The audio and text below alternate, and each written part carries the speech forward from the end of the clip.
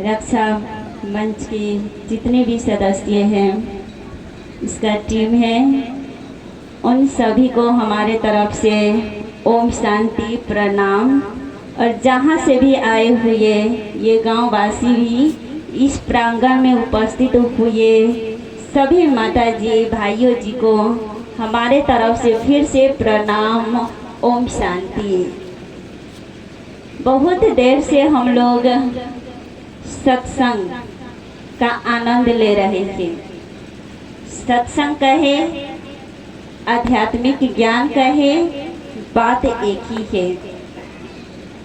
क्योंकि आज मानव जीवन में भौतिक ज्ञान को इतना आगे ले चुके हैं और आध्यात्मिकता ज्ञान को इतने पीछे छोड़ चुके हैं कि हमारे जीवन में सब कुछ होते हुए कहीं ना कहीं हम परेशान होते हैं, अशांत होते हैं।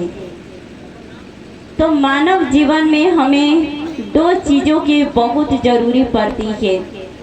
एक आध्यात्मिकता ज्ञान, दूसरी भौतिक ज्ञान, जिसे आज हम भौतिक ज्ञान में डिग्री को प्राप्त कर लेते हैं, मास्टर डिग्री कर लेते हैं, हर चीज़ की नॉलेज प्राप्त कर लेते हैं।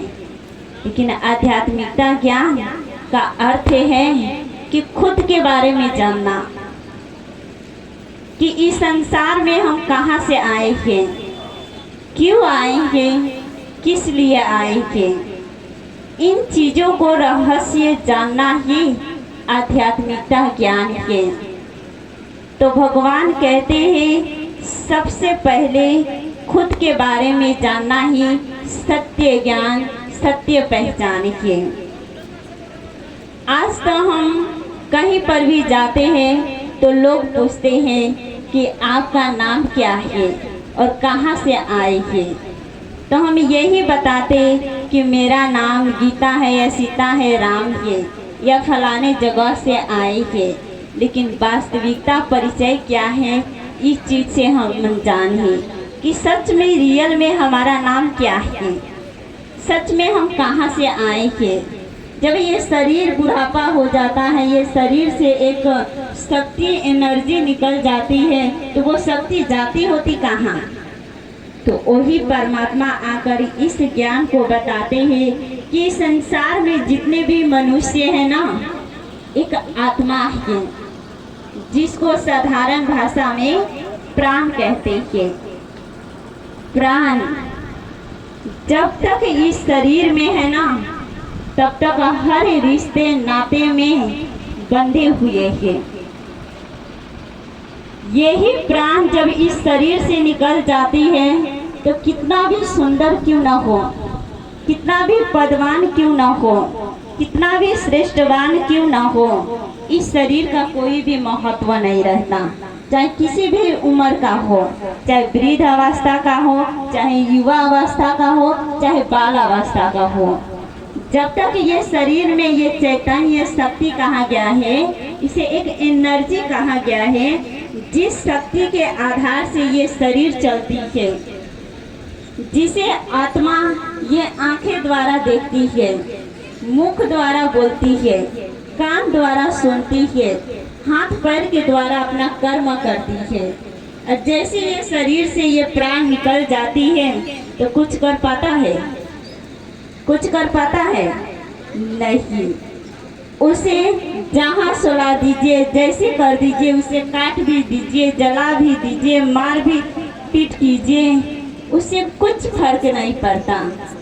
और यही शरीर में प्राण जब रहती है, थोड़ा सा भी कट जाता है तो क्या जलन का महसूस होता है, दर्द का महसूस होता है।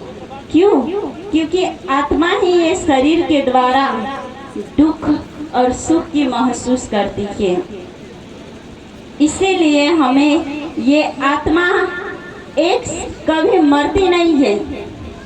शरीर को हम जला भी सकते हैं, मार भी सकते हैं, लेकिन कभी ये विनाश भी हो सकता है।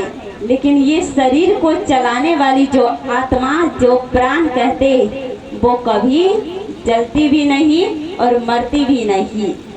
आत्मा एक शरीर छोड़ दूसरे शरीर में जाकर प्रवेश करती है और अपना किया हुआ कर्म के अनुसार वो अच्छा घर पद को प्राप्त करते, अच्छा शरीर प्राप्त करते, अच्छा भाग्य प्राप्त करते। सभी खेल है अपने किए हुए कर्म के ऊपर। इसीलिए तो कहते हैं ना, जैसी करनी वैसी भरनी। और यहाँ पे दिखाया गया है हत्या हिंसा।